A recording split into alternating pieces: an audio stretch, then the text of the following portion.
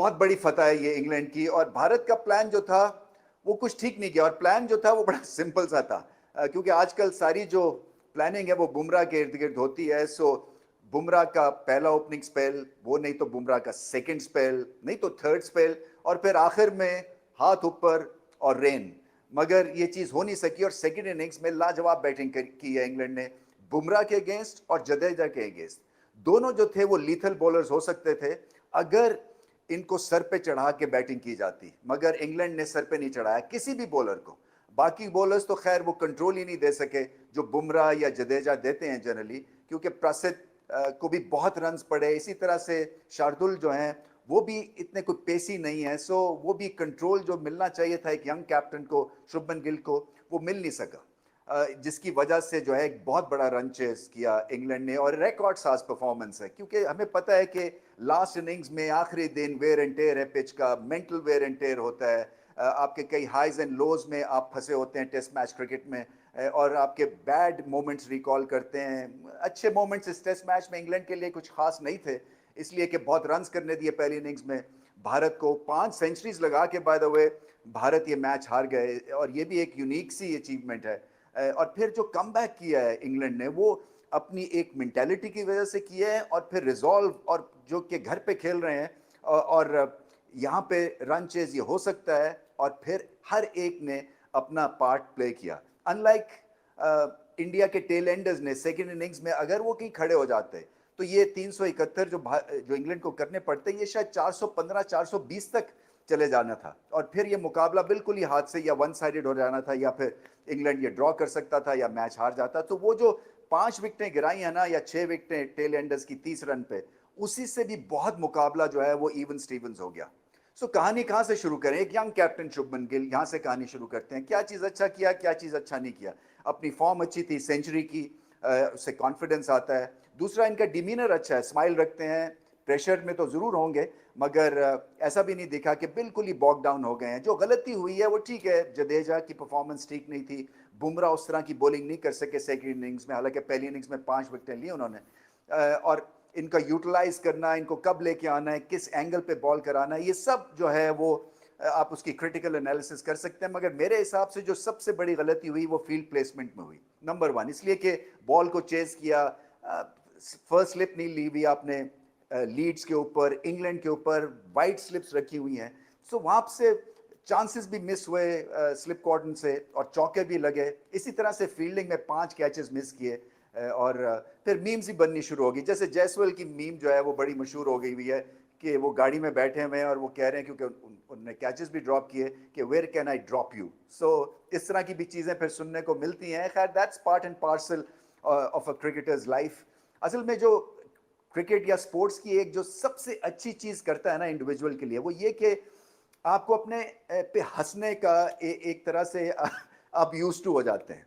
क्योंकि आप इतनी गलतियां करते हैं और एक ऐसे ग्रुप में रहते हैं जो कि आपका मजाक भी उड़ाएगा। सो आप ज़्यादा जो है ना वो सर पे अपनी पर्सनालिटी को नहीं चढ़ाते हैं। और स्पोर्ट्स के थ्रू मैं यही कहता हूँ, इसलिए हर एक का खेलना या स्पोर्ट्स को खेलना बड़ा ज़रूरी है, क्योंकि एक तो ये बैलेंस रखती है, और दूसरा जब आप गलती करते हैं तो आप ज़्यादा जो है दूसरे वाले जो है एक तो पिन पॉइंट करते हैं, और फिर आपका मजाक भी उड़ाते हैं, और आपकी एक पर्सनैलिटी जो है फिर वो समझ जाती है और संभल भी जाती है कि चलो ये भी हमने सहना है और इसको अच्छे तरीके से सहना है। सो आई एम श्योर कि जयसवाल जो है उनको जोर लगाना पड़ेगा बाय द वे अपनी फील्डिंग में, और ये अभी जो क्रिटिसिज्म हो रहा है इसको सहना पड़ेगा। असल में बैंडेजेस लगाई हुई हैं उन्होंने, तो बहुत बैंडेजेस लगाई हुई थी, उनको स्लिप में खड़ा कर दिया, वहां कैच छूट गया, आपके हाथ ही पूरी तरह से ग्रिप नहीं होते हैं। सो ये इसी तरह से राहुल ने भी बैंडेज लगाई हुई, बहुत सारे प्लेयर्स ने, फील्डर्स ने बैंडेज इसलिए लगाई है कि देखें, एक तो जब आप प्रैक्टिस करते हैं, ठंडा मौसम होता है, तो आपके यहाँ पे नील भी कई दफ़ा पड़ जाते हैं, क्योंकि आप इतनी प्रैक्टिस करते हैं। सो उसको प्रोटेक्ट करने के लिए कई दफ़ा आप बैंडेजेस लगाते हैं। मगर जब आप एक्चुअल मैदान में होते हैं तो ये एक बहुत बड़ी डिस्ट्रैक्शन होती है, और समहाउ आपको जो है ना वो पेन को वेदर करना पड़ता है, और बैंडेज उतार के आपको कैचेस लेने हैं। क्योंकि आपने देखा कि क्रिटिकल मोमेंट्स पे फील्डिंग लैप्सेस हुए, फील्ड ग्राउंड फील्डिंग ठीक नहीं थी, फिटनेस के इश्यूज भी हैं, दो एक जो हैं वो ओवर द टॉप भी हैं, थोड़ी सी फिटनेस उनको ठीक करनी है। मिडल ऑर्डर जो है अभी उसको बहुत कुछ करना है, एक दो नए चेहरे हमें दिखने को मिले हैं, मगर वो उस क्वालिटी के नहीं हैं अभी। पहले पहले उनके टेस्ट मैचेस हैं, तो मगर बैटिंग की वजह से ये मुकाबला भारत नहीं हारा है, एक्चुअली ये बॉलिंग की वजह से और फील्डिंग की वजह से हारा है। सो शुभमन गिल के लिए एक कड़ा ये इम्तहान था और आगे चल के वो ज़रूर सीखेंगे। इसी तरह से बॉलर्स मैंने बता दिया कि जडेजा को जिस तरह से ये खेल गए हैं वो एक लाजवाब वर्ल्ड क्लास बैटिंग थी। उनको बार मार के रिवर्स स्वीप्स और इस तरह जिसको कहते हैं ना कि इम्प्रोवाइज करके उनको बिल्कुल ही सेटल नहीं होने दिया। और इतने ओवर्स के बाद अगर जडेजा को आप 5th डे पे जहां 2-2 गज ये गेंद को स्पिन भी कर रहे थे तो 1 विकेट देंगे, ये बहुत बड़ी परफॉर्मेंस थी। इसी तरह से बुमराह को उन्होंने नलिफाई किया, उनका इम्पैक्ट और सर पे चढ़ाया नहीं। आई थिंक ये भी एक चीज़ देखने वाली है इंग्लैंड की और बहुत बड़ी ये चीज़ है कि आप किसी से माउफ ना हो, किसी से इम्प्रेस ना हो, आप सिचुएशन को सामने रखें और उसके मुताबिक बैटिंग करें और फिर बैटिंग की। बेन स्टोक्स कप्तान इंटरेस्टिंग है। देखें, गॉन आर द डेज जब इंग्लैंड में लाइन और लेंथ और एक वन डायमेंशनल बॉलिंग अटैक दिखता था इंग्लैंड की तरफ से, या एक टिपिकल 3 स्लिप्स, एक गली, एक शॉर्ट लेग की फील्ड सेट होती थी।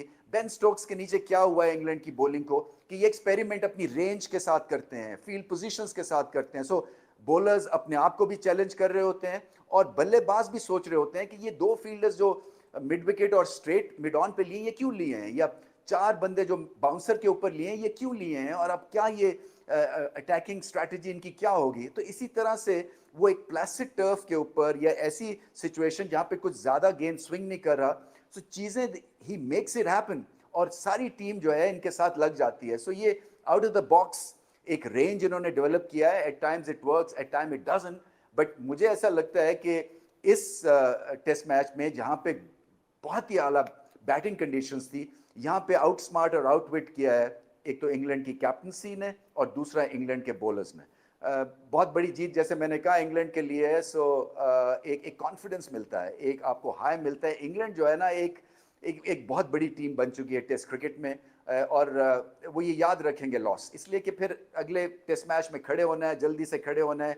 सो ये रिकॉल मोमेंट्स इनके लिए कुछ ग्रेट नहीं है क्योंकि फील्डिंग में लैप्सेस हैं, बॉलिंग सेकंड इनिंग्स में ठीक नहीं की, बुमराह और जडेजा नलिफाए हुए, टेल एंडर्स ने साथ नहीं दिया, कप्तानी में फील्ड पोजीशंस ठीक नहीं थी, ब्रेक थ्रूज उस तरह से नहीं मिले, मेंटली जो है इतने स्ट्रांग नहीं दिखे, बॉडी लैंग्वेज सफ़र की, जिसकी वजह से ये मैच जो है वो हाथ से निकल गया। On the other hand England steadfast रहे, उनको पता था क्या करना है।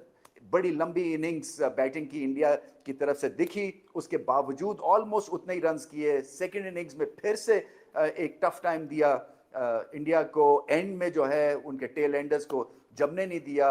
एक ऐसा स्कोर सेटअप किया विक्ट्री के लिए जो कि बहुत मुश्किल था मगर इम्पॉसिबल नहीं था। और उसके बाद जब 188 रन की ओपनिंग पार्टनरशिप लग गई और बेन डक, उनकी तो मैं बात करना ही भूल गया, क्या लाजवाब इनिंग्स खेले। इनफैक्ट उन्होंने इतना ज़्यादा हेड स्टार्ट दिया इस रन चेज में कि इंग्लैंड अगर लड़खड़ाता भी तो ये मैच हाथ से नहीं निकलना था, क्योंकि ऑलमोस्ट रन बॉल पे 149 रन कर दिए। क्रॉली बहुत अच्छा खेले, जो रूट की एक बड़ी प्रोफेशनल इनिंग्स थी क्योंकि वो एक ग्लू का काम किया उन्होंने कि अगर कहीं 2-3 विकेटें गिरती हैं तो मैं एंड तक जाऊंगा।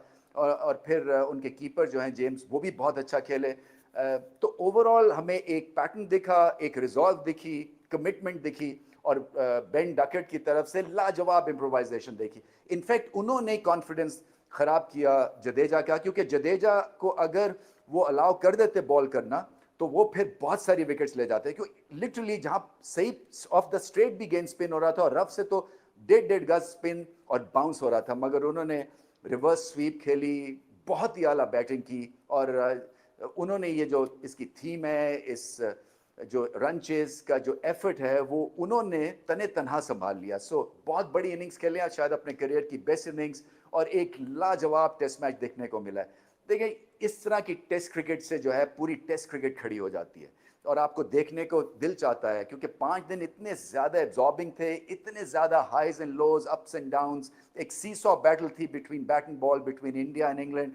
और इंडिया ने तड़ी लगाई थी कि हम जीत के दिखाएंगे आपको, मगर इंग्लैंड एट होम जो है अभी भी एक स्ट्रॉन्ग फोर्स है, मगर कुछ भी हो सकता है। देखें, सीखना है इंडिया को, आगे बढ़ना है, आगे बढ़ सकते हैं क्योंकि पोटेंशियल तो है।